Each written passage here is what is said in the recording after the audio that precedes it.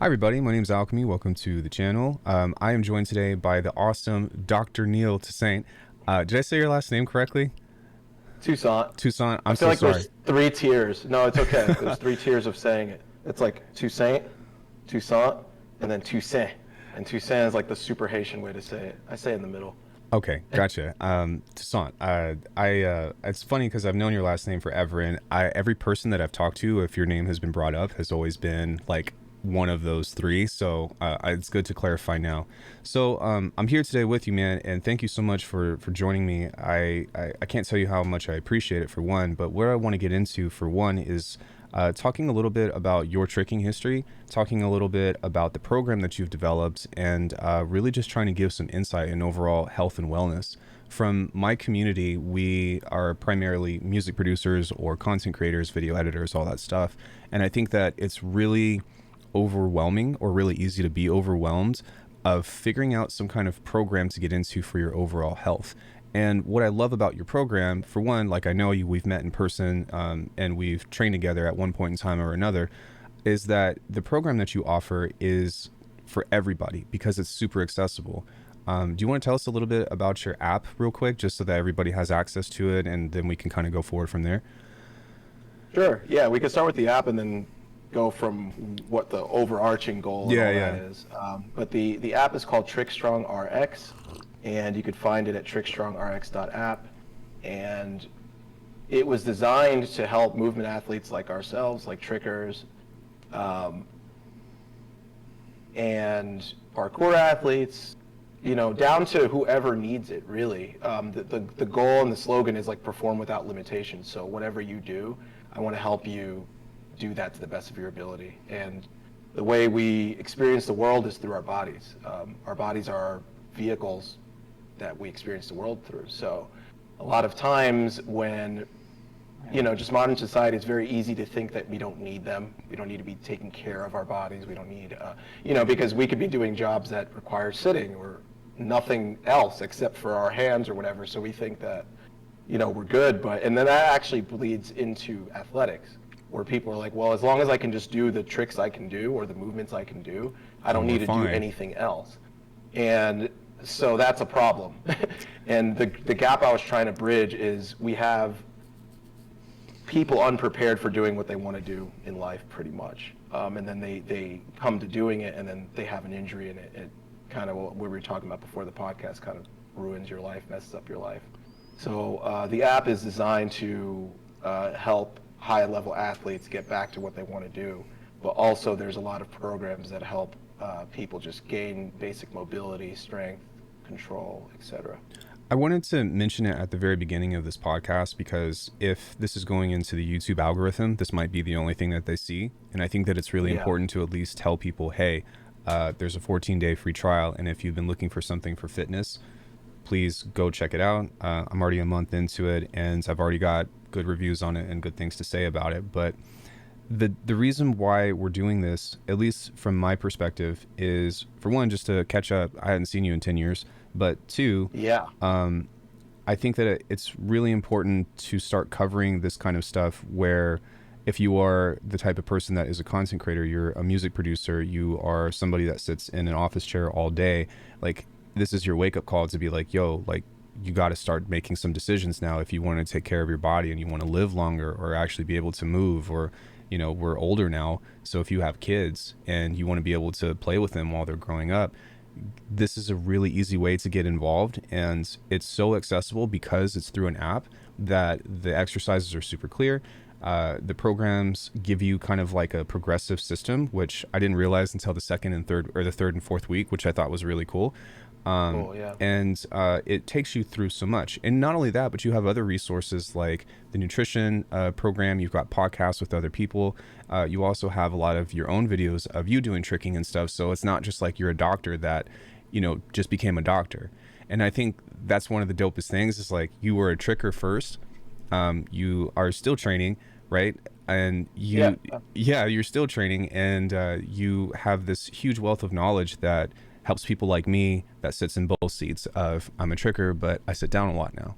So Yeah. in any case, definitely go check that out. But I guess what we can move into now is I really just want to talk about your background and kind of like get into like your own brief history, if you will, and maybe even talk about your injuries and about how that affected you from maybe like a impact from physical, mental, all that. For sure, yeah. No, thank you for all that. I appreciate it. Yeah, it's all from love, man. So randomly, when I think I was 15. Yeah, I was 15 at the time, and I saw a backflip in a movie. Super random. I did nothing. I gamed a lot actually back then. I still love games, and I still game actually pretty regularly. But I only play Smash now because if I play an MMO, my life's gonna be ruined and I can't be productive. So, um, I'll see you later in and Smash, is what we're saying. yeah, yeah, and Zelda too. Play Breath of the Wild and Tears of the Kingdom. That's the new one. But anyway, yeah. So I was, just playing a bunch of games and watching movies and stuff. And randomly, I saw a backflip in a movie. I can't remember what movie it was because it literally changed my life. It'd be nice to know. But it was like it wasn't even about flips or anything. It was just this kid did a backflip and that's it. And then it carried on. And I was like, whoa. And I'd seen backflips before, but I was just like, how do I do that? How can I do that? And I was at a time in my life where I was kind of like in a fad stage.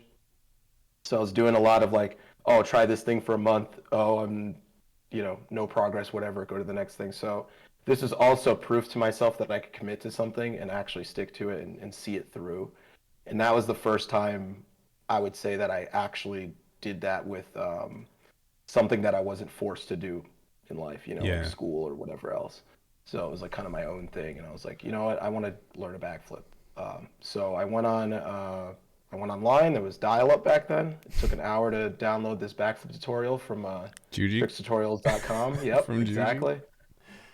That's So I crazy. went to the site and it had a whole bunch of movements, not just the backflip, but a bunch of other crazy, like what I could call ninja flips back then. I was like, wow, if I could actually learn some of these things, and you know, that would be amazing. That would be really cool.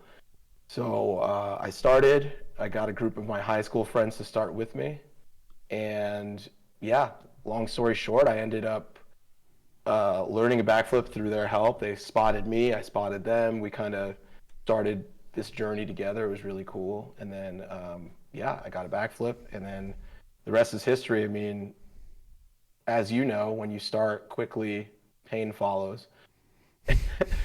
And so, but nothing major, but like, back strains, ankle sprains, things like, a few weeks here and there. And with the internet, because I was very, connected computer wise, I was very into that stuff. So I was just like, okay, well, I'm sure I could research how to fix this issue. And so, it started with like, okay, I had an ankle sprain. Start researching that. And now I know like basic exercises for that. And now, 2 weeks later, my friend gets an ankle sprain. And I'm like, hey, man, I actually just did this. And I actually did some things that were pretty useful. And this just snowballs, Yeah. I really like helping people, and I was actually already thinking that I might do something in the medical field even before tricking, but I didn't know quite what. And so it's just a perfect, you know, marriage of my passions of, uh, you know, mindset kind of mindset training and becoming better, self-improvement type stuff, the physicality of it, and then helping people. I just felt like that all mashed up into what I'm doing now, which is Trick Strong. It's so cool because this parallel that I'm going to draw is very reminiscent of both the tricking community and within the music producer community as well. To put things into perspective, what you're doing with giving people all of this knowledge that you've accumulated and sharing it in such a way is kind of what my YouTube channel is about. So I learn stuff and I figure out how to do things, and then I make videos about it to, again, share with the community. And I think that Mm-hmm. what's so cool that I found is that there's a lot of similarities behind these communities that go hand in hand with each other, right? Because the nature of them is very similar. The way that we share information, the way that we create a positive environment for people and provide insight and things to learn about. It's kind of funny because I would nowhere consider myself to be a professional, but when I go to the gym, I'm that person that's like, hey, I've sprained my thing, or hey, I have a lot of like, I've read a lot of research about rotator cuff stuff. Here are some exercises that you can do. Hmm. I missed my calling. No, I'm joking, but that's really cool that you went Oh, and did that, and now you have this program that, you know what I mean, is accessible to everybody. Because, like you said back then, you sprain your ankle and it's like WebMD, you have cancer, you're dying, and you should probably get it cut off or something. But now it's like, no, whoa, whoa, whoa, whoa, whoa. There's yeah. this specific program that, or the specific protocol rather, that you can go through that will get you to baseline mobility.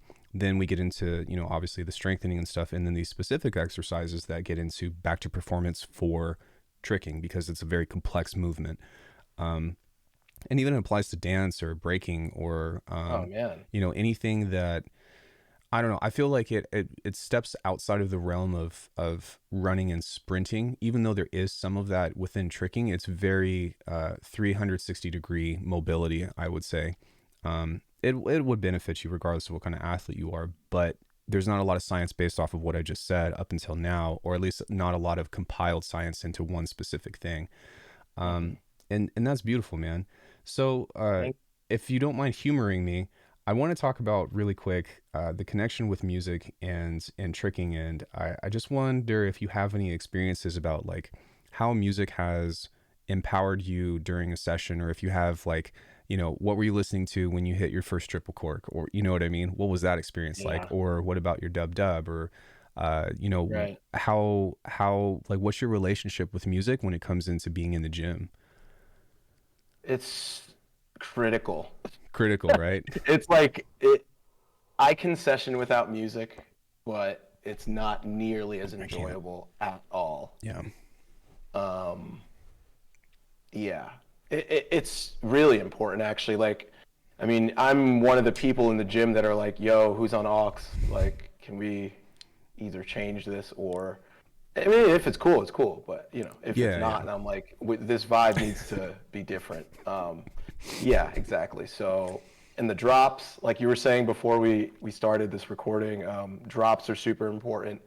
I want to go on the drop if it's a big move. That's nice. Yeah, man. It's just I don't think I think it dictates what kind of session you're going to have depending on the type of music too. Like if you're doing something very like lo-fi, for example, you're probably doing more creative, flowy stuff, working on like drilling or something like that, maybe. But if you're trying to go really hard, you're gonna do like, High well, at least for energy. me, I like trap. Yeah. Yeah, higher energy stuff. Trap music's cool. Rap, even metal.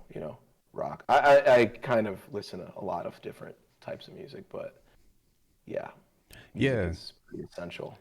It really is, and it's so interesting to see like the relationship between that. Kind of like what you said, it dictates the energy and stuff. But what I love is that it all connects in a such like a weird way. And I'm not talking about like mystical or anything, but just as a matter of, Mhm. you know, a lot of times if you watch even on YouTube or on Instagram or whatever, somebody's getting ready to throw something that's big for them, they'll Yeah, sit there and they won't move for like a minute, and they'll just stare at the floor, and yeah, they're building this confidence and this energy within themselves to throw everything that they have and be in this moment for, a split second in the air, just to try to, successfully land on their feet. And it's a beautiful thing, and that's part of what has influenced my own production and stuff. I try to make music to trick to and whatnot, but it's just really cool to have somebody that understands that and to bring that up into the light. That's a whole nother creative thing, and it's very easy for me to go on like tangents and stuff, but I do think that for sure. intention, which applies both to creating music and also in tricking and exercising and whatnot, play an extremely huge role in your cultivation, if you will. Um, it's really cool. So what do you know about neurobase? It's a trick question. Neurobase. It's a trick question. I don't. Okay, then I don't know anything about it. right, no worries, bro. That's for the community. So neurobase is like I'm a sound designer primarily, and most of the stuff that I design is like heavy modulated bass that makes all the weird noise. It's like, you know, that's pretty Yeah, much what yeah. my channel is built off of. So I just, threw you under the bus. I apologize. No, no, that's cool. Uh, I did a little bit of research for like 2 seconds, but I saw some tutorials instead of the other stuff uh, when I went on your YouTube, I mean. yeah, yeah. It's all tutorial based, for the most part, and I like to teach people not just like what to think, but how to think, if that makes sense.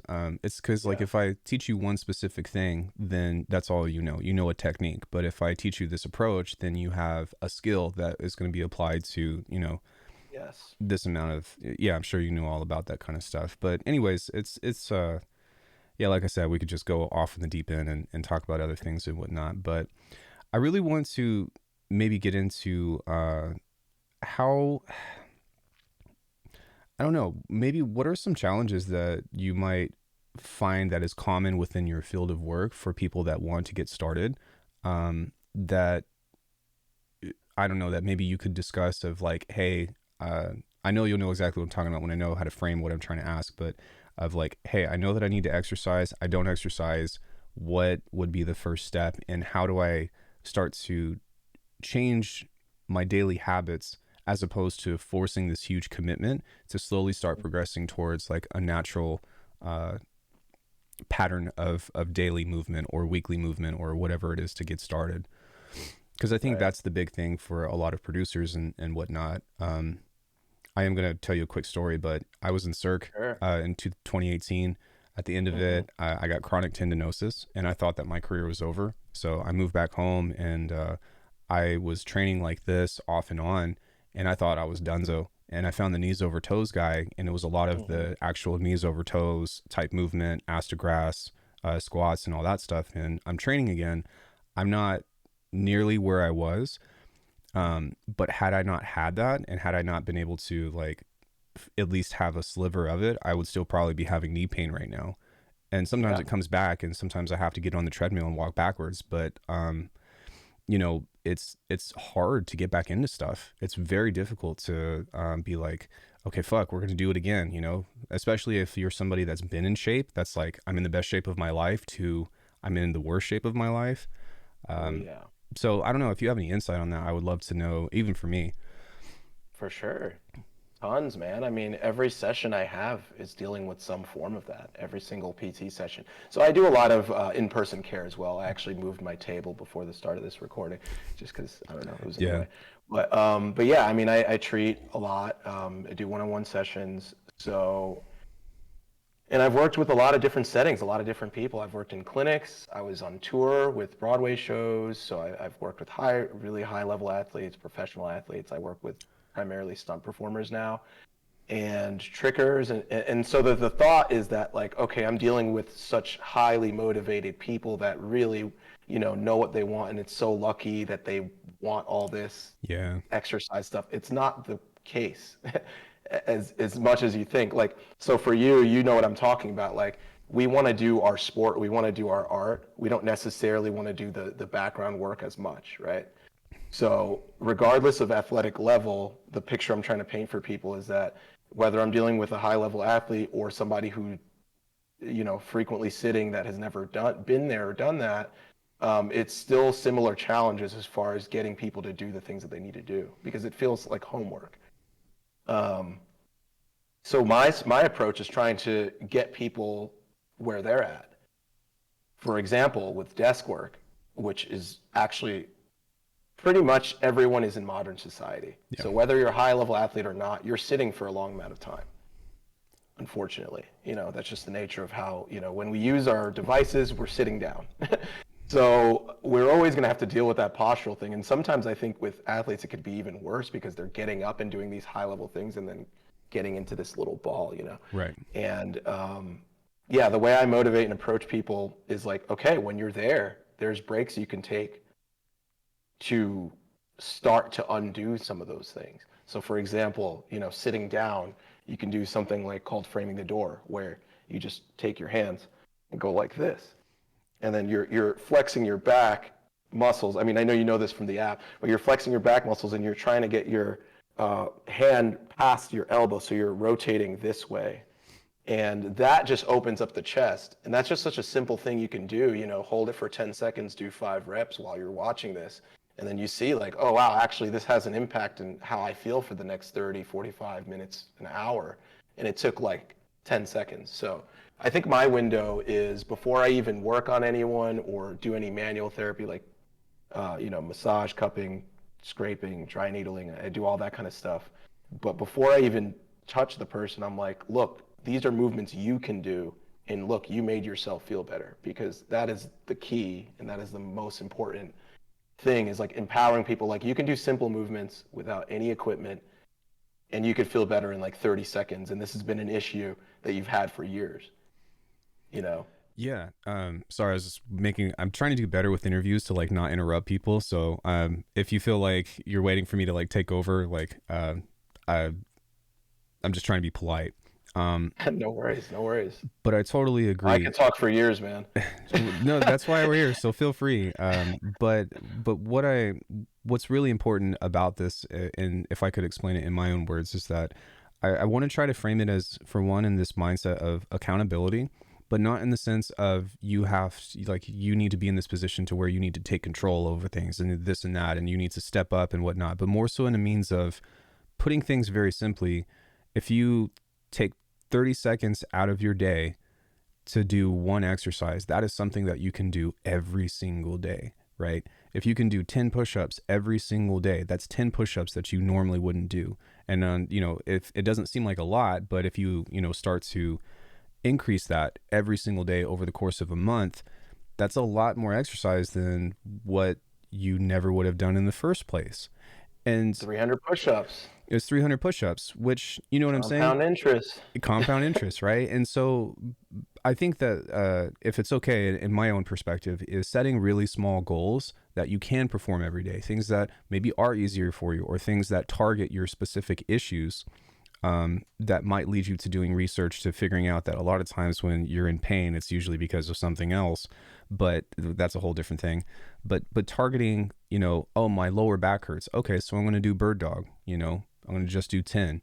Ah, man, I'm feeling pretty tweaky. Hold on. I need to take a break and, get down on the floor and just hold this out for 10 seconds, or see what you can do in your chair, seated good mornings, stuff like that. And setting these small goals, even if it's just one exercise, and then, as you say, compounding that into something else and using that as motivation to get stronger, or to get to a place that you're happy with, because there isn't really an end goal. I don't really feel like there should be an end goal. It's just a matter about like what you want out of life, even if it's just moving comfortably, or not waking up and being like, I can't move, because I've been there too. I don't know if you've ever blown your back out before, but it sucks, man. Thankfully, the Yeah. more you blow your back out, the faster you heal. But through all the times that I've done that, Corey knows, Corey's my girlfriend. She has came into my room before, and I'm like, I cannot move, and had to like get me up and take me to the chiropractor to just, see if he can unlock me. We don't want that. That stuff sucks. And some people No. deal with it, every single day, and like don't do anything. I think that it's really easy to be afraid about like having medical treatment and whatnot as well. But as we're both saying, like, there's so much that you can do on your own that will most likely get better, at least a little bit better than where you started.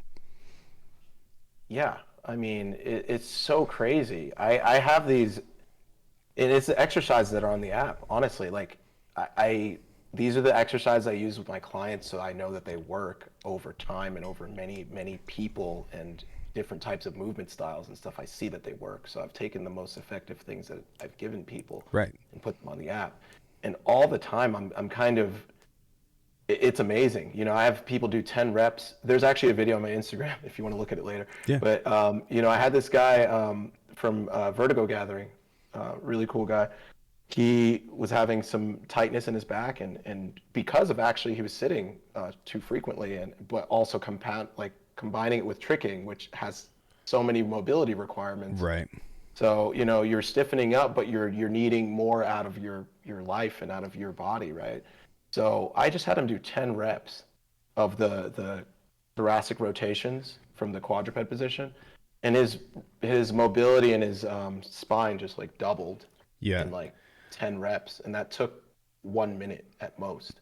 I wanted to interject real Um, quick with an anecdote with that, because that's something that I do before my sessions every day. And I don't want to say that, like, all this stuff, like the information is out there. I think yeah. that what you've done really well is put something together for the sake of tricking.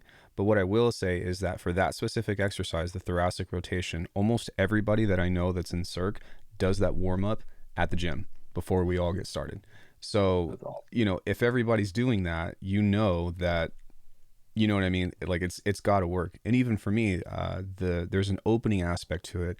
There's one that I'm doing in particular because we had a quick talk about the proprioception thing, but the squirrel with the rotation, Hmm. oh my god, man, that's rough. But I feel so much better, and I take the time to warm up, and I take the time to try to get my body loose because I feel better. And I think that's really what this entire thing should be about, is about how to feel better. It's not even about Right. being strong. That's always an option. You can always increase strength, but I think a lot of producers and stuff, especially if we're hunching over like this and blowing our ears out, and that's a whole different side effect that I think that we should talk about maybe in another video of uh, vertigo and loudness and tinnitus and Yeah. shit.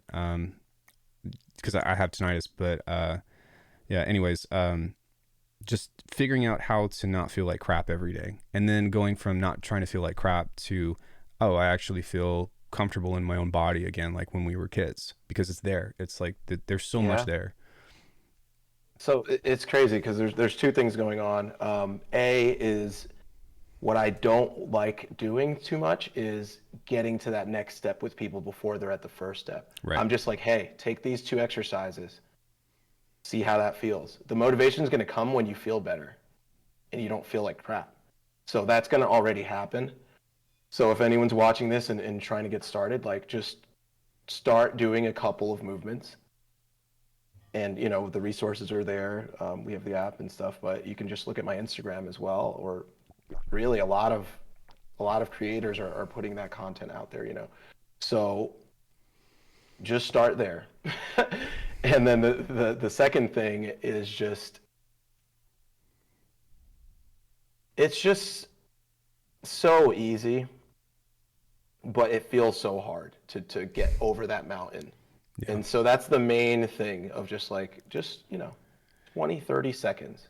Humor me for 30 seconds and just see like, oh, I there's a little think bit less. I I think the big picture, excuse me if I interrupted you, but is No. perspective, right? I do think that the barrier of entry to physical stuff is less about effort and more about getting over the smokes and mirrors, like you're talking about, because it does seem incredibly daunting to be like, oh, I got to get up. But once you stand up, you're up, and then it's like, well, if I can do that, I might be able to do something else. Well, if I can do this, I might be able to do something else. I might be able to do something else. And then suddenly, you find yourself having this whole routine of, even if you're just going outside and flailing around or something and, frolicking, like that's still exercise that you normally wouldn't have chosen to do. And then when it gets really fun is when you start finding yourself into some specific activity or something that's your favorite. For us, it's tricking, martial arts, and whatnot. But it could be dance. It could be, I don't know, pickleball. Who cares? But you find something like that, and then suddenly you've got a reason to stay accountable. Because if you want Hmm. to get better at your craft, or you want to, improve your performance, it's going to help you sleep better. It's going to help you be more creative, which is kind of where I want to go next about that. Um, that's really where stuff starts to fall into place for you. It really is amazing. We talked about this before we went live, but when you start exercising, it's really amazing how stuff starts falling into place within taking care of your own body. If you let it, if you fight it and you resist, that's one thing. But if you allow yourself to kind of be like, you submit to, I got to take care of myself, um, good things start to happen for sure. And I think like every tricker I know that you've been a part of that. For me myself, even with Corey, she started going to yoga and stuff, and she's like, I feel so much better. And I'm like, not like an I told you so, but like, yeah, I got you, because that's what happens. Like we're meant to Right. move. Our bodies are meant to move. Absolutely. Our bodies are meant to We're meant to solve problems, and a lot of the problems that we've been evolved to solve are physical problems because we had to get food and hunt and all Right. these things. Survive.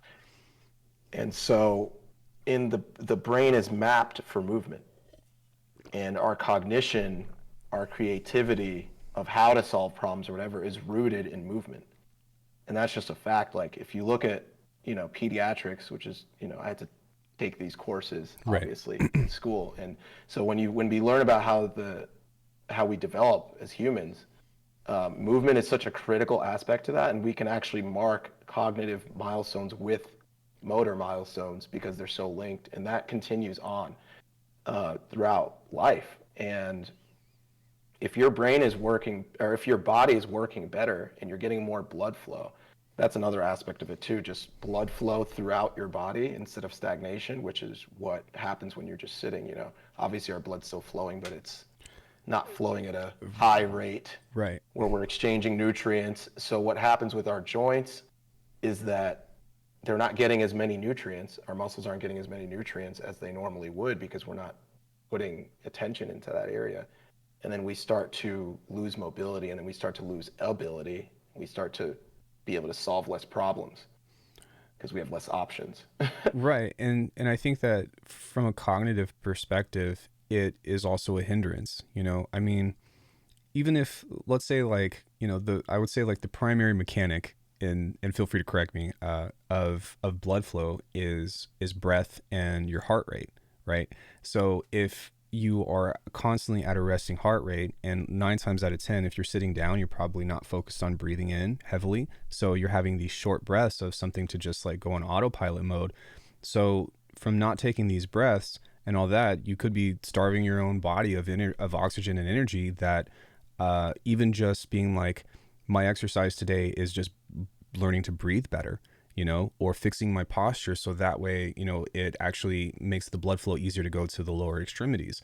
Like these are all micro steps that kind of go hand in hand with that idea of, for one, feeling better, but also cultivating a healthier lifestyle. Would you agree, kind of, or? 1,000%. I mean, the science is there. It's not even about agreeing. It's just a fact, honestly. Like you're just more equipped to do things if you're exercising. If you're getting through that through those physiological changes that happen when you increase your heart rate, then you're getting more access to your being, to your body, to your brain, to your nervous system. These things are all going to play into each other and just make you that much better. Like, I mean, I'm sure everyone can relate to this. Having a really nice walk or hike, um, and feeling just so refreshed and your mind is clear and everything.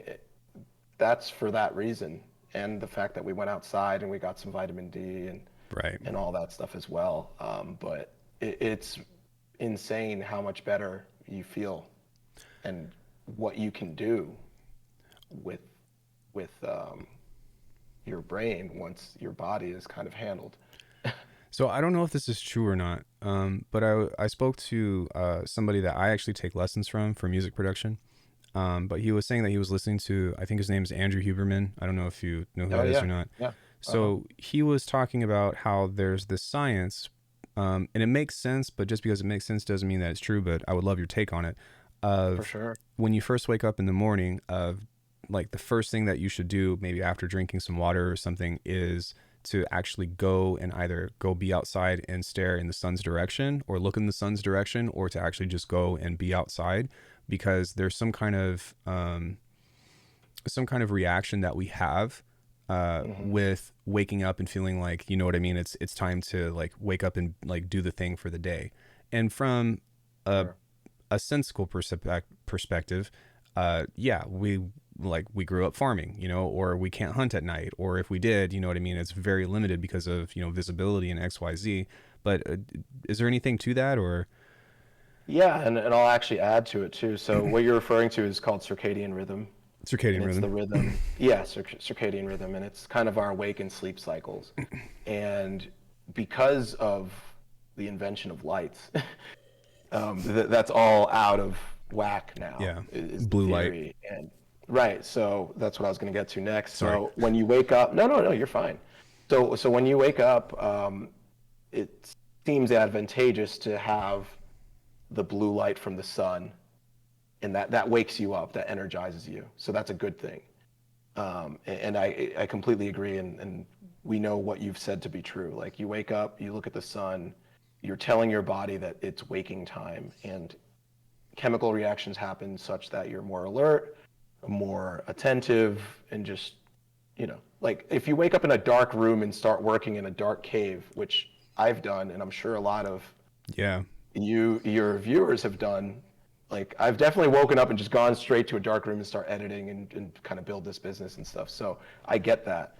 But you see over days and weeks and months, like your energy is getting lower and you're not having as much of that creative spark. And so if you can go outside or you can do something with your heart rate, you're just going to feel, you're going to be that much more attentive. And then at night, the opposite needs to happen, where typically, evolutionarily, we would have a sunset where the light is now red or yellow. It's starting to get more on that other side of the spectrum. That's why you have all these red light glasses. Mm-hmm. Like they filter the blue light. So Right. the idea is when you're going closer to bed, you want to shield yourself from blue light because that triggers your brain to continue to be alert and aware. So we're running into a situation where since we have light all around us, like artificial light, we're telling our brains at all times, especially computer screens and phones, we're telling our brains at all times to like stay alert, stay alert, stay alert. And that's part of what a lot of people are dealing with in modern society, which is like this syndrome of just hyper awareness and like cortisol levels, stress hormone spiking at Through the all roof. times. Right. We're becoming heavier, and the reason is not only the dietary stuff, it's the fact that we're getting so stressed and we're kind of depleting our adrenals, and there's a cascade of effects that are happening here Yeah. that lead to not wanting to move. It's just a snowball effect, and I guess what we're saying with this whole podcast is to try to reverse the snowball and start doing little things in the other direction so that you're creating a healthier environment for your life. And again, kind of to add to that, it's not about like just being like, this is all terrible for you, you need to change, otherwise you're gonna, Right. it's more of like, hey, we've accepted this lifestyle, so how do we adapt to it in a means that is going to promote longevity? Because I think that a lot of Absolutely. other podcasts that you might listen to or something is like, you need to get off the computer, you need to do this and do that, and it's like, nah, it's like, this is our way of life now. So Right. just like how we've adapted brushing our teeth every night to take care of our teeth or something, you know what I'm saying? Like this is just another thing with where we're at with technology and our evolutionary stage of being like, I mean, hell, use night mode on your Mac or use blue light glasses if you're going to be on the computer all day. One thing that I really like that you said is being in a dark room, which I think, especially for people that are dealing with circumstantial mental health issues, that's a very key word that I want to use there, particularly depression or something of the sort, is to try to be in light during the day. Do not sit in darkness, because that just, it's very comfortable. It's very, I'm not trying to give advice on like, how to deal with this, but just from my Yeah. own like Right. experience, right? But actually opening up your windows and having light come in whenever you're working or whatever, it will change how you feel throughout the day. And even better, that next step would be to just go outside for a second. Um, I think that it's unfortunate because it's become kind of a meme within the community of like, especially with like keyboard warriors and stuff being like, go outside and touch grass. It's like, it's unfortunate because there's a lot of truth within that, but it's become this like cynical thing to where I think a lot of people hear that and they want to do the reverse. Um, Yeah, totally. yeah. And really like, I don't know. It is extremely important to go and do that more so than just like a stupid joke now, right? So I would highly recommend just trying any of this stuff. Just give it a shot. But once I started doing that, whenever I walk to my car before I go to the gym in the morning, I just take a second and I've got this nice little courtyard outside of this condo that we have, and I just kind of look around for a bit, and I'm like, okay. And what I love about it is that it's my mental check to say I'm going to the gym. It's time to trick, it's time to slay. And regardless of if I have a good session or not, it's still really nice to have that checkpoint of that buffer in between, because I think that it's very easy to just be on that constant autopilot mode of, I wake up, I'm at work, now I'm going to the gym, now I'm doing this, now I'm doing that, or whatever. But taking that mindfulness to be like, those Japanese gates that they have before you go train somewhere? That's exactly Hmm. how I think about it, right? That's Is, awesome. yeah, they have I don't remember what it's called, but if you go to Japan, you see those gates that are kind of like this. Hmm. The philosophy of it is you leave everything there when you step through. When you come back, you pick everything up. Um, that's my analogy to going outside and just doing this small little ritual of taking and looking outside for a bit. And it's those things too. I do think that imagination is a huge part of that. I actually have I have another podcast with my martial arts instructor about cultivation of creativity and whatnot. But I do think that if you can relate and be a kid, your imagination with your physical spaces and the way that you interact with the world, it can become a playground. It can become, uh, it's like pretending to be ninjas and stuff like we used to back in the day. And it changes the way that you view your reality in some ways, not like in a means of you're an actual ninja, but as a means of it's all play, and that's why like Yes. live theater and stuff is super sick. Sorry, but that's one thing that I just No. wanted to briefly mention about how you're not just doing an exercise, right? I don't know, I'm washing dishes. Well, no, I'm cleaning utensils for the doctor or something. You know what I'm saying? So the way that Hmm. you perspective, the way that you approach the things, the way that you look at them heavily impact how you make choices and how you deal with your desire or your lack of desire. I would say that's where discipline comes in, which is when you have to do something you don't want to do. Discipline is not when you just force yourself to do things that you're motivated. It's when you're like, I don't want to do this. So giving yourself that kind of stuff is, I think, really important. Um, Sorry, I don't know how we got on that tangent, but No, actually, where did I just heard this from somewhere. So sorry, I can't credit whatever it is. no, no worries. But if we don't give ourselves, so life will give ourselves, we'll get problems from life. Yeah. We will, so if we don't give ourselves our own problems to solve, then life will give them for us. Mm. And we are problem solvers. That's what we are as humans. So like treating it like a game, treating it like gamifying things and treating like, oh, like this is a puzzle. Like it doesn't have to be, when I say problem, it doesn't have to be this super serious, like Yeah. dark, like, oh, I have to fix my problem. No, it's no, like problem is me beating somebody at Smash, like online. Problem is Right. I need to find my phone charger, right? It's stuff like that. Like those are small problems. But I'm saying if you create a game around physicality, it's so much easier to tap into it. Just agreeing with what you've been saying this whole time of just like, go out and play, go out and find something you enjoy doing, and then make sure it's with your body, and then you Right. will have fulfilled that check mark. And then you will see how much better you feel to do the other things. Because when you take yourself out of that, that's another aspect to it too, besides of all the chemical, neurological stuff we've been talking about. But like, just creativity is sparked from that removal and then coming back to it. If you just stare at something for like 2 days, 3 days, I don't know how creative that's going to be. But if you get inspiration from other experiences in your life and stuff, and then kind of go back to it, then it becomes a little bit more easy to create something new with a fresh perspective. You know? Yeah, absolutely. Ali, right? Ali Muslim from Skillas. Oh yeah, yeah. So he came to visit because I'm in Nice. Vegas. But he came to visit and he was here for a few months and stuff. And I was talking to him about music and all that. And he was Hmm. like, he's for one, he's an insane athlete. But he also That's for sure. is a visual designer where he does all the stuff for Adrenaline and the visual like t-shirts and design, I guess would be the right word for that. But he was like, man, whatever you do, you need to go out and travel and experience.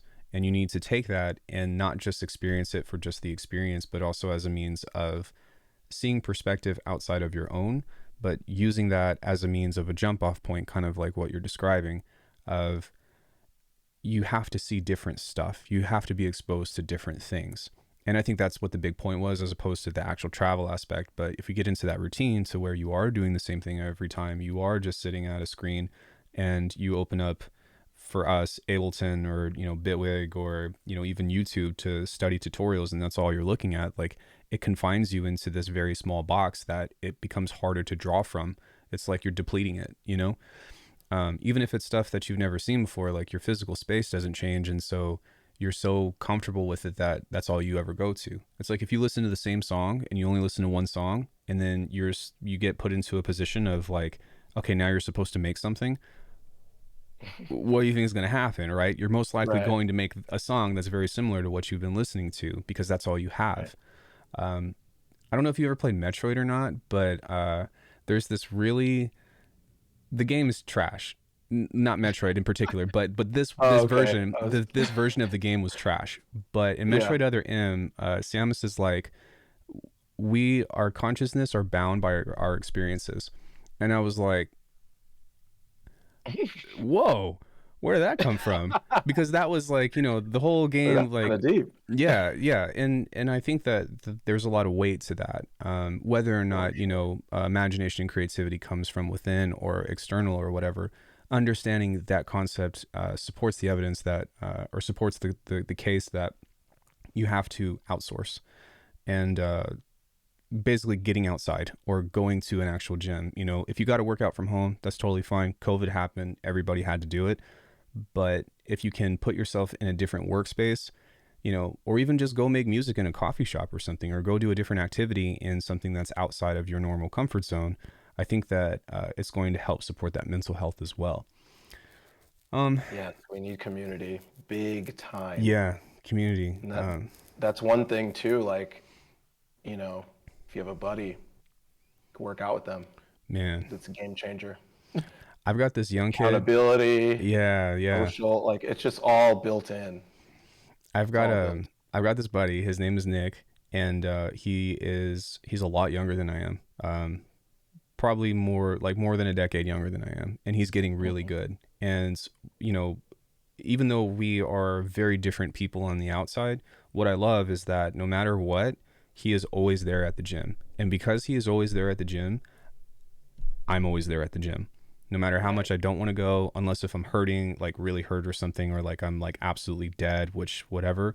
Um, because I have him, he has been such a motivation to not only get better, but I'm also learning a lot from him as well in regards to how he's taking care of himself. We talk about your program together now that we found it. We discuss, different things that work for us, different things that don't work for us, and we're sending clips about of things to study and whatnot. But I have all this like support now and all of these resources, and I'm not saying that Hmm. as a means to brag, but just how valuable this is to stay motivated to keep training, or to try to push myself beyond than what I just have by myself. I don't know if I know that you grew up in your upbringing with some kind of community, with like the gatherings and stuff that you've culminated in. We were just talking about like Henry and stuff, but I imagine that most of your training has probably been on your own, even still. Yeah, I go to the gym and definitely make sure that some of them are with other people, but I probably like half and half right now, Half and honestly. half. What about like Yeah, I your would say. what about like your upbringing, as like when you first Um, started get tricking? yeah, so like I said in the beginning, I had a group of people that I started with, and then what ended up happening, so that lasted for about a year About a or year. so, and then I had to move to Pennsylvania. That sucked because I was in the middle of nowhere, and I didn't have people around there. But then I just raised trickers there. I was like, hey, you guys Yeah. want to do some flips? And then I started teaching people there. They didn't take it as far as maybe some other people, of course, but it was just, yeah, community has been an important part. I kind of try to share um, movement with others, but at the same time, if I'm really trying to train and grind for something, those solo sessions are really, really good as well. So it depends on what I'm trying to get out of the session, if that makes sense. Yeah. Like there's different qualities to different, like with a solo session, you can focus more on yourself and more on like technique and drilling and stuff. And that's like an introspective type of session, I feel like. And then I really like getting hype and inspiration and motivation from others. Yeah. And I go to tons of events, gatherings, things like that. And actually, I'm in Atlanta now, and the sessions are massive. People don't know, but this is one of the biggest hubs for tricking right now, Yeah. if not the. It's crazy. Like sometimes I go to sessions, there's like 40 people. Wow. Like That's it's like almost a insane. gathering. Are I know. you primarily, like, side question, but are you primarily going to jam Um, Jam and In Town are the two main and ones in I'll go town? to. Yeah, In Uh, Town. I didn't know Just like that that you one. were in Atlanta now. Please give Malik a hug for me. I will. We actually I didn't will. meet in person until the Circus of Life gathering. Did you ever hear about Oh that? wow. Yeah. Yeah, no, I wanted to go to that. Oh my gosh, man. I I wish you love could have Grady, came, man. and yeah, I wish I went too. Shout out G Yeah, Space, man. Grady. So, dude, Grady's so fucking cool. I need to brag about him for a second, but uh, please. so Grady literally put together a festival, had a bunch of people there, both like big artists, small artists, or whatever. But not only did he do that, but he flew out a bunch of trickers. And then not only did he do that, but he put an outside spring floor with a DJ booth there. And he flew out, not all, of course, but he flew out a bunch of music producers that were trickers out to come play a set. And it was like a 3 day event or whatever, but like he pulled that off by himself. And, nobody's ever done that. Grady, Yeah, you're the shit, dude. That was one of the coolest experiences that I've ever had. I hope that he gets a chance to do it again, but I really like this idea about uniting the music producer community with the tricking community because of that. It's a very intimate relationship because of how much we rely on music for that empowerment aspect of things. yes, yes. And I've been going to a lot of events lately, and the DJ matters. The DJ matters. Yeah. Yeah, it's crazy. I mean, some of them just like the more involved with the culture that you're producing music for, I think the more effective you're going to be at it, of course, right? Just Right. like same with me, the more I do movement, the more effective I can be with movers, right? Right. As a physical therapist. So you just understand more. So like I see those correlations between different events. Sometimes it's like a DJ that doesn't understand the culture as much, which is fine, and it's just different style of music. And then others, it's like, oh man, you're playing sampler music mixed with other things, and you're also like, yeah, you're cutting it into other like it's just Yeah. it definitely. I wish I went to even more Yeah. now after you said that. Let's DM him and have him do another one. Yeah. Absolutely. Assuming I he's actually not on want to do a tour. music festival too, music Really? festival gathering. Yeah, I do. I think I've that would be wanted to do sick. that for a while, so maybe we should talk after this about how we can make that happen too. I think just, even just having having somebody like not just be on aux, but putting a DJ table up there or something. If you've ever, I know that you I think I might have seen you. Did you go to Rocky Mountain Gathering in 2014 No, or Torque Summer Gathering in 2015? no, I haven't been to Colorado too much until kind of recently-ish. Kind of recent. Have you, Yeah, I'm not sure if Luis still does it or not, but there were times where he would have a session and he would have like live drummers and like a live band behind in the that's session. so cool. It is so cool, right? But That is doing awesome. stuff like that, right? And having it be alive. Sometimes I have my buddy Mac um, at our gym in Vegas. Our gym's awesome. Like, please come out if you want to come stay. You got a place. Thank But you. what's it called? It's so freaking cool because we have the circus people, we've got the trickers, we have the breakers, and sometimes the breakers will bring a DJ, Mac, and they'll be DJing and stuff, and he'll just be cutting chops and stuff, and then like everybody's into it. Everybody at the gym, even people on Yeah, straps, whatever, they're all just like, you know what that's I'm saying? awesome. And it's a really alive vibe, if you will. I'm overdue for Vegas. I've been actually talking about it in the last few weeks. I've wanted to go back, so I mean, give me another reason, sure. Dude, flights are cheap, so please come out Yeah, anytime.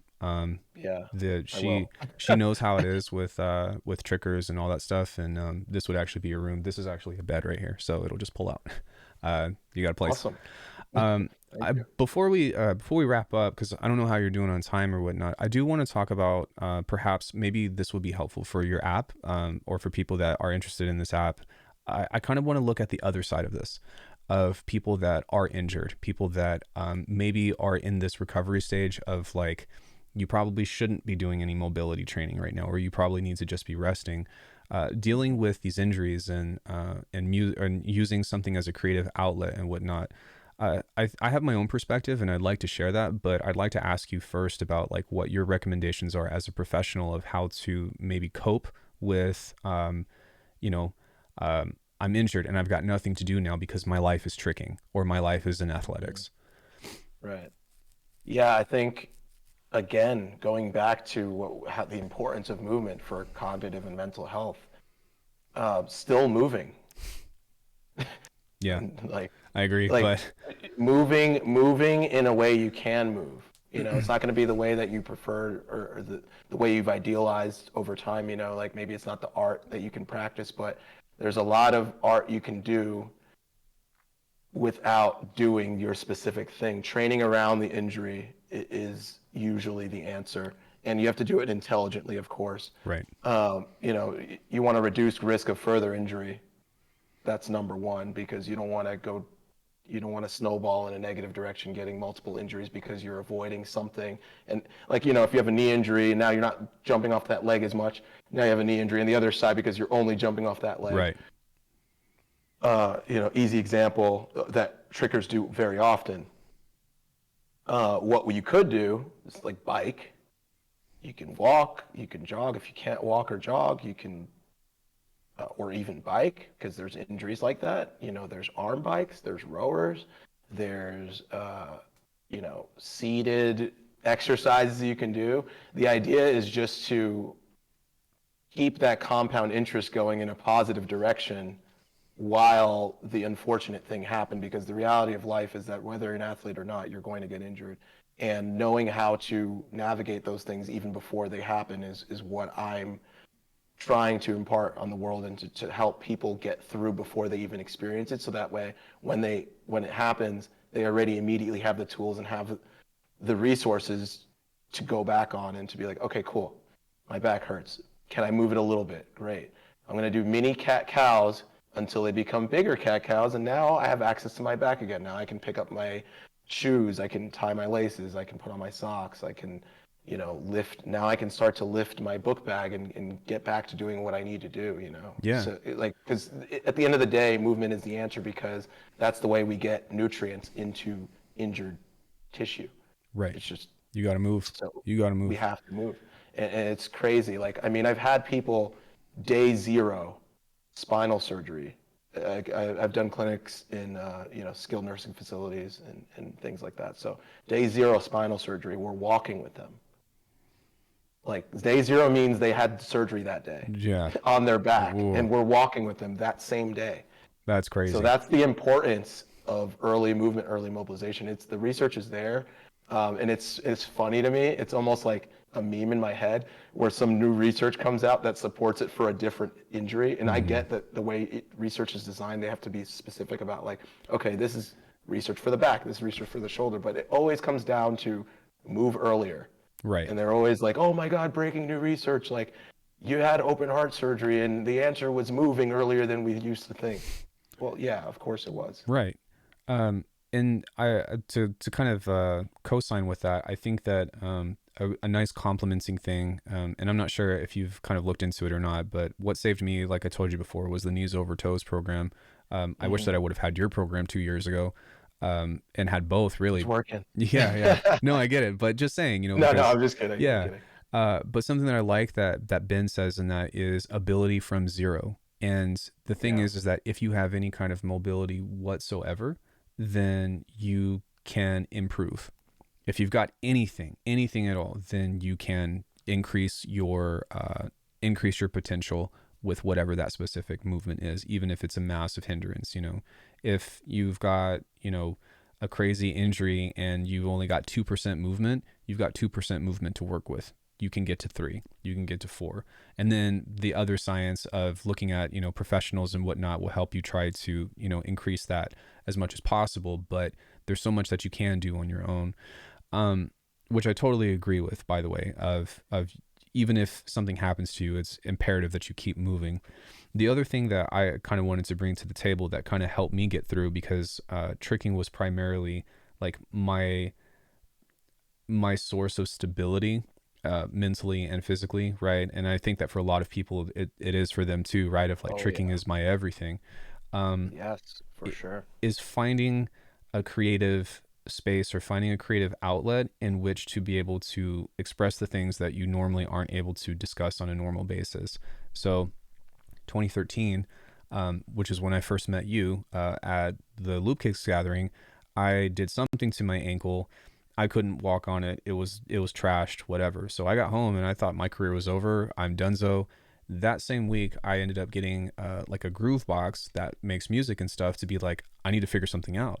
Fast forward 10 years later, like I'm able to kind of have this nice balance between both. But had I not had music, I think that I would have been a very, I don't know what would have become of me, long story short. And Yeah. looking at this kind of does a couple of things, because I do think that with today's day and age and today's science about how well we can take care of ourselves, the time expanse of, or the time allotment that we have to trick is much wider than how most people quit at their 30s, right? Which is great. We've got like another, 10, 20 years after that, at least, if you take care of yourself well enough. But in that eventuality of, your body not being able to maybe perform at the level that you want to, having a supplement to that, and it doesn't necessarily have to be music or anything, but having a creative outlet that challenges you on that mental side will stimulate both. And Absolutely. my piece of advice comes more so from like people that might be watching your app. So I'm not saying that like, hey, there's that, but I'm not, and again, I'm not saying that people should do music, but if you are a tricker, I would highly recommend that you have something else that you're putting your imagination into, even if it's, not super consistent, even if it's like once a month or something like that, because those are the things that you can do in addition to the mobility that you're talking about, but you can't do 6-hour sessions anymore. Maybe you've got Right. 30 minutes and you have nothing to do with your life. Video games are fine. Love them. I play them, all that stuff. But they're not usually as rewarding as creating something, at least in my opinion. Unless if Yeah. you're just trashing noobs and then you're on stream and like making tons of money from it. Okay, sure. Not everybody gets that. But if you, make a piece of, or you find something to put yourself into, um, it will help supplement, because there's nothing like tricking. There just isn't. But it will help supplement and help offset some of that stuff that helps you avoid that negative space. At least in my experience, that's how it's been. And that's why I got so into music, because I was like, shoot, you know, my YouTube channel started growing after Cirque because I couldn't trick. I was out of shows. And then COVID happened. And I was like, what the fuck am I going to do with my life again? And I got really lucky that I have this YouTube channel now, and I'm actually, able to make a small, humble living off of it. But you know what I mean? I don't know where I'd be without it. Yeah. It's for so many reasons, diversifying your interests is always a good idea. Yeah. Yes, you can get good by doing something hyper focused for sure, but even the hyper focus needs an outlet. It Yeah. needs another outlet. And, Nick Vale, like you were saying before, talks about that tons. Um, so for those of you who don't know, I'm sure you'd give him a more hype introduction. Actually, why don't you go ahead? Dude, Nick Vale is probably is and probably should be every tricker's role model. He was one of the first people to land triple cork. I don't know what place he was in for doing gainer switch triple cork. Um, he's an amazing athlete, always was. And person. In person, he blew out his ACL twice, if I'm not mistaken. And Yeah. after he blew out his ACL twice, he was like, "I'm gonna go do NASA." Yeah. But the ACL, the first one was Yeah. beyond just ACL. It was like life threatening because Oh, I it didn't know cut. that. Yeah, it was a major, major injury. It had potential to like he almost lost his limb Oh my gosh, because I of had the no idea. yeah. Yeah, he dislocated it to the point where the femoral artery was at risk. So Oh. he came from that, and then the reason I'm mentioning him, I mean, you know why, but from going from that low point to getting his, like, he had to have a special surgery created for him. Like, Yeah. it was like a new procedure. This is new to And me. I didn't so, know this. right. So, long story short, he rehabbed it. I think it took about 18 months in total. rehabbed it, got back to that level that you're talking about, slamming triple corks again, got re-injured, as you were saying, and then his outlet was working for NASA, and he still tricks now. Not to the same level, of course, but he's going to different events and he's giving these talks to different events about like exactly what we're talking about right now, about having that creative outlet, having another source of passion. Because if you it's like putting all your eggs in one basket. It's more about putting your identity in one basket. Right. Is very, even if that basket never goes away, let's say you never even got injured, I still don't know how healthy that is, Because Right. if you only identify as like, oh, a tricker, I'm like, or I'm only a music producer, or I'm only a physical therapist, you're getting limited creative resources because you're only in one box. You're isolating yourself from a whole world of people and experiences and perspectives. And that just leads to darkness, like you've been saying. And so I can't agree with you more. Um, After my knee injury, just feeling how I felt. And then at least I was in PT school, I was already diversified. So Right. I put more into that. I was like, I'm going to be really good at learning about knees and how to fix them and how to not also just knees, but not having somebody be in this position, giving them the tools to get out of this situation, whether they want to return to the thing or not. Right. Like just here's an outlet, here are the tools to get better at your craft and to get out of that situation is what I wanted to give to the community. Absolutely. And that So goes both ways, right? And I think that we're both lucky because we've seen both sides of this. There's a lot of athletes out there that have not been injured yet, and I hope that it never happens to them. I hope that they of never have course. that crossover. But keeping this and giving them information about injury prevention, right? About doing these programs, about working on building yourself into this impenetrable tank will help prepare you to not only avoid uh, those kinds of situations as much as possible, but also having this knowledge. Like a lot of times with these exercises, they're actually the same as what you would be doing for recovery as well, just to a scaled mobility aspect, at least in my experience. So, Yeah, yeah, you hurt yourself, you are aware of these programs and stuff, like you already know how to take care of yourself in a lot of ways. And it cuts down the time of recovery, at least in my yes. opinion. So that way you're not Oh like, yeah, what the definitely. hell do I do? It's of, oh, I just go back to doing what I was doing from before, but I work from this level now and work it back up. It's And so much faster yeah, and like so much more. You have so much more resilience, and you've probably reduced the severity of the injury likely. greatly Yeah. by having the resilience and the strength and stuff. I mean, there's so much research about that being true. Right. So, And yeah. and not just that, but also the awareness of correcting your imbalances, right? I think that's probably one of the most overlooked things regarding injuries. I think that most knee injuries that are non-trauma related, say like, somebody being attacked or, car injuries or whatever, are from massive instabilities, right? Like overdeveloped quads is like probably the number one thing for ACL and MCL tears, if I'm not mistaken, because our hamstrings are usually underdeveloped. Right. Am I That, just talking out that's no, no, that's a part of it for sure. part of it? Yeah, I always look above and below. So if you have a knee injury or knee issue or Posterior pain, chain, yeah. a lot of times posterior chain, a lot of times hip mobility or strength and stability or both because we're sitting all the time, so we're not using our hip. Right, right. And then we lose our ankle mobility because we're sitting a bunch. And then when we sleep, actually the sheets push you into a plantar flex position. So we're kind of being here all day where our ankle could be here, but it's like kind of here for Right. most of the day, whether you're sitting or sleeping. So, yeah, Imbalances, yeah.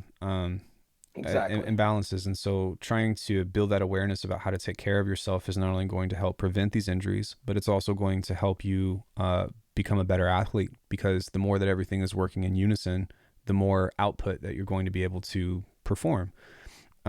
It's just, kind of, we call it just body mechanics. Uh, and in light of that, if you are somebody that has these issues and you're somebody that might not be doing anything yet, it's I kind of just want to relay the benefits of what this can do for you, but also show you that, you know, we're all still just people. Like, I think one big misperception about trickers is that while it is incredible and amazing, I don't think that it's so much different of a level of athleticism than any other typical sport that people engage in. I think that that's more of the mental battle and conquering air awareness and the ability to be like, I'm going to throw my knees over my head. You know, if you can dunk a basketball, you could trick. Yeah. Yeah, definitely. Absolutely. You know, and I can't agree with you more. And that's actually what I love about it so much, because with tricking, it combines the mental, physical, and emotional so well, because you have to battle fear all the time. Right. You have to do very, very technical aerial maneuvers and land on one leg and do it again, and you know, and learn all these different techniques. So I think in that aspect, it's a lot harder than um, some sports, but in the raw physicality, the requirements of the sport, I would agree. Like a lot of other sports have the same level of explosiveness, etc. Right. 1000%, yeah. And you know, I guess that's just for anybody that might be interested in wanting to get into tricking or to just understand it a little better. You know, because I think that it's still even in today's day and age, it's advanced insanely. But the science behind it now, at least in my opinion, shows that like it's very similar to any other kind of crazy athlete that you might see on television or whatnot. It's just that because it's in the air and because people are going upside down, it's a lot more intimidating, I guess. Yes. But in Yeah. light of that, I really enjoyed today's talk, Neil, and I hope that you know, if you put this on the app or whatever, or whoever this sees this, also for my viewers, that you guys got something out of it. You are welcome on the channel anytime. Please come back and talk with us more about anything that you might have to share or have to offer. Please, if you feel comfortable, I do want you to plug in your app one more time for people. Or I guess what I should ask before that is, do you have anything else that you want to cover? Um, Thank you so much for having me. This has been awesome. I love this conversation. I could talk about this for days. So yes, let's do more. Anything else? I mean, I think I've said it. I think people, you know, pretty much get what we're trying to get. I think one thing we might have left out a little bit is just for the high level athlete that's trying to improve their performance. There's plenty of content out there as well on the app. hmm, It's for people to do what they want to do at whatever level they're at. The slogan, like I said, is perform without limitations. So right. whatever your level of performance is and whatever you want out of your body, mind, etc., that's what we want to provide with the app. We have tons of podcasts and mindset talks as well, and things like that. Nutrition, like you Nutrition, said. all that. Yeah. I So On go that ahead. note, for me personally, the reason why I got, or the reason why I subscribed to your app is like, obviously for one, I love supporting you. You're somebody that I know personally and whatnot. But the other Thank you. aspect to that is I'm 32. And I've never gotten to the point in all of my 16 years of tricking. Like my bucket list is I want to double full swing, double cork. I have not done it yet. And Yeah. my training alone is not enough. My perspective, or like my approach to what it is that I'm doing, is not enough. And so I have already seen at least physical benefits. If this is going to get me there or not is like not really what's in question. It's a matter about I've got a new resource that has a lot of research behind it and is only going to benefit me in my cultivation for what it is that I'm trying to improve. And that's why I see a ton of value within your app for myself. I wouldn't Thank you. consider myself a high level athlete, but I am trying to utilize a lot of what you have to offer in order to improve myself to get at least a little bit closer to whatever degree that is. Um, we'll see what happens. So hopefully I'll get there. For sure. I mean, I think the gap I was trying to fill is just we have it's insane how much good training and good movement can help your goals, Yeah. physically, mentally, emotionally, all the things we've been talking about. Because a lot of the stuff that we've been doing for a long period of time, there's a lot of research, a lot of new up and coming things, and that's what I try to put into the app as well. I Right. take a course, within 2 to 3 weeks, I'm implementing the course within the app. Like for example, I took the FRC course in FRC is functional range conditioning, and it's about full range mobility in your body and having full access to your physicality, basically joint by joint. And I took this course, in September, and within a few weeks, I put up the tutorials for cars for the whole body, so mobility for the head to toe. And we talked about that. Yeah. Right. And so the point of that, the point I'm trying to bring is that I'm not a mechanic. I can't fix my car. My car is not doing well right now. I take it to a mechanic. I've been researching this for about 17 years plus of just like how to train and how to use the body and stuff. So I would love and I would be honored to help people bridge the gaps that I've had to Bridge learn through yourself. Yeah. research and through all that stuff, and just skip all that and then do what you want to do. If you want to learn more about that, there's plenty, you could start with that, and there's the captions and stuff. I really try to educate people to the level that they want to be educated at. If you don't want to even know about all that stuff, you can just follow the videos. Right. If you do, there's giant descriptions and intro videos that explain the science behind all this stuff. Yeah. So I'm trying to meet people where they're at and take them to where they want to go. It's hella convenient. And just as a means, I know that people like Ethan Turner, right, was talking to me about it. I was in Colorado in October, and I was like, "What are you doing?" And he was like, "Trick Strong." I was talking to Nick, and I was like, "What are you doing?" He was like, "Trick Strong." And I was like, "Okay, say no more." So, Neil, I had such a good time catching up with you. Can you plug in your Instagram real quick? Yes, yeah, for sure. So it's at Trickstrong on Instagram. I also have a personal page, Neil Not Final Form, for obvious reasons. Yeah, awesome. I think that anybody that's interested should go check both of them out. There's a 14-day free trial for the program, but Actually, also 7-day. Sorry, it is 7-day. 7-day free No, trial. all good. Yeah, Free trial. But even still, Neil is still tricking. He's still training. He still does really amazing things. I still remember when you landed your first triple cork and seeing that on YouTube. It's incredibly inspiring. thank you, man. I hope that your body's treating you well, and yeah, we'll catch up again soon. Can For you sure. stick around for just a couple minutes? For everybody else, we'll probably cut the video here, but thank you so much. If you guys are watching this on YouTube, then I would love it if you liked the video and subscribed. Please go subscribe to Neil. He definitely deserves your time. Thanks, everybody. Oh, go ahead. One more. Sorry, Yeah, no guys. worries. If you guys, feel free to DM me. I don't know how much of a Pandora's box that is, saying it on your channel. How many people might do that? But please, DM me, because a lot of people end up DMing me about issues that are easily solvable, or I could point you in the right direction. I'm happy to do so, whether it's through the app or through other means. I just want to help people in this realm. So Yeah. that's what I'm here for. So feel free to DM me at either of those channels. That's all I want to say. Thank you, guys. See you, everybody.